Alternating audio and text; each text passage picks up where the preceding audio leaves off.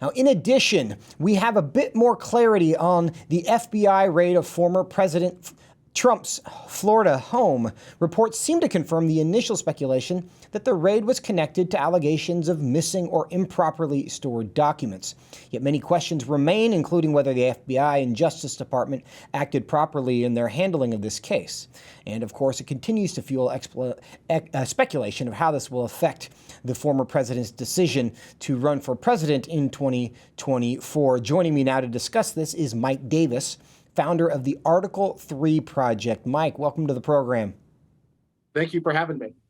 Now, have you learned anything in the last 24 hours that's changed your view of the FBI raid of Trump's house? It's only gotten worse. I mean, we're finding out that President Trump was fully cooperating with the National Archives on a records dispute, Presidential Records Act dispute. Every president leaves the White House. They don't pack their own boxes.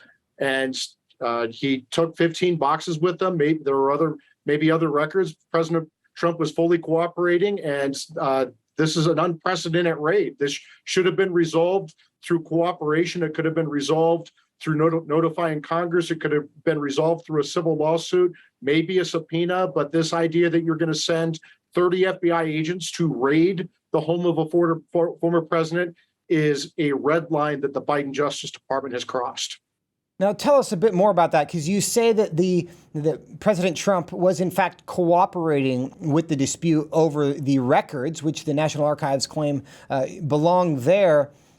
What then precipitated this invasion of his home? If, in fact, they were dialoguing, they were communicating, as you say, the president was cooperating. Why this step? That's a very good question. I think it's because Attorney General Merrick Garland has completely politicized the Justice Department. We've seen that where he has sicked the FBI after every grandma and goofball who trespassed and took selfies on January 6th. He's sicked the FBI after parents legally protesting at public school board meetings in Loudoun County, Virginia. He's ignored these dangerous obstruction, intimidation campaigns outside of Supreme Court justices' homes that led to an assassination attempt against Justice Kavanaugh, his wife Ashley, and their two daughters. He's ignored Hunter Biden's laptop with smoking gun evidence of foreign corruption and tax evasion. So it's just part of a pattern by Attorney General Merrick Garland to politicize the Justice Department. This Attorney General has ignored 250 years of executive privilege, constitutional executive privilege, where presidents going back to George Washington can get candid advice from their advisors. The Garland Justice Department, Biden Justice Department, has ignored this to get Trump. They've gone after Trump's chief of staff, his senior advisor, his trade director, and even his White House counsel. Yeah. I want to believe that it's not that bad. I don't know if it's relevant information, but it's worth noting out that Merrick Garland, the current Attorney General, had been nominated by President Obama to be on the United States Supreme Court when President Trump was elected. So he stood to be on the Supreme Court. He now no longer is, but he is the Attorney General and very much involved in this case.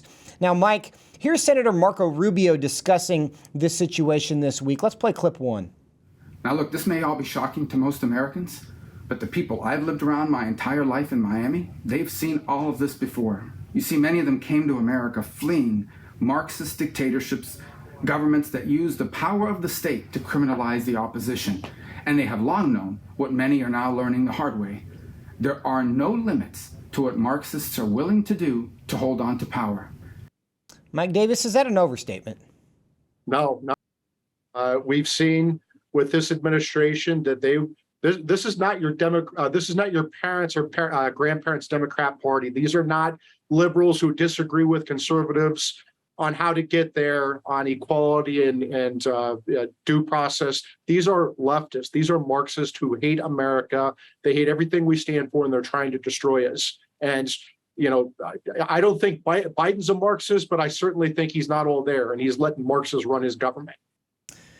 Now, no one is above the law, and that, of course, includes former presidents. And these are political times, most times are, but these are very political times. And there are people who will instinctively attack or instinctively defend just on a partisan basis.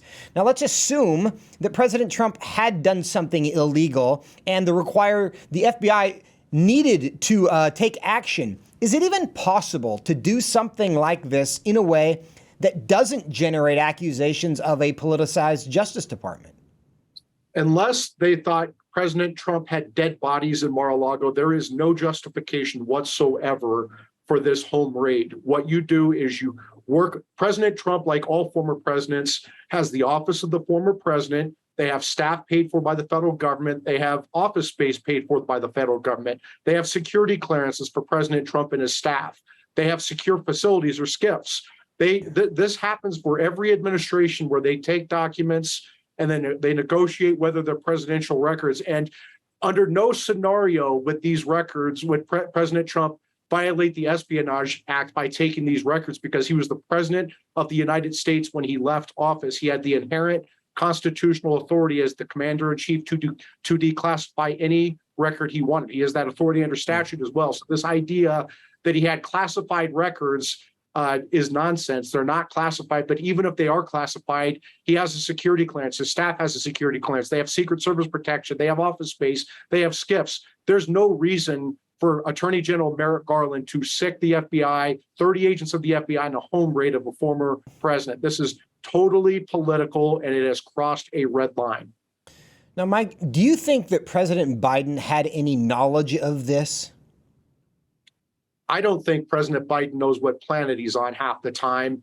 But, I don't know if he did or he didn't. This is a pretty monumental thing that the Attorney General ordered here. So I would be surprised if he didn't tip off at least the White House counsel. But I don't know. Regardless, this is they've gone over a red line here, and it's going to be very, very, very hard, maybe impossible for Attorney General Merrick Garland to walk this back. When House Republicans take over in January, they need to impeach Attorney General Merrick Garland and FBI Director Chris Wray for completely politicizing the Justice Department and doing this tremendous damage to the presidency with this home raid and this their ignoring of 250 years of executive privilege. Mike, one final question in about 30 seconds. I haven't seen any polling on this, but is this going to help or hurt President Biden? I think it's going to hurt President Biden. It's going to help President Trump, because this has managed to unify all factions of the Republican Party for President Trump, and it makes it very likely he's going to announce he's going to run for president. If he announces he's going to win the nomination, he's going to win back the presidency.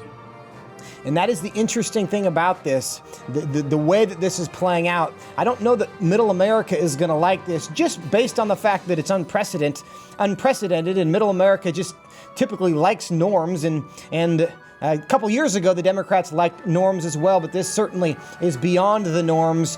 Whether it was completely inappropriate, we continue to debate and we'll gather more information. But right now, it doesn't look good. Mike Davis, thank you for your time. Thank you.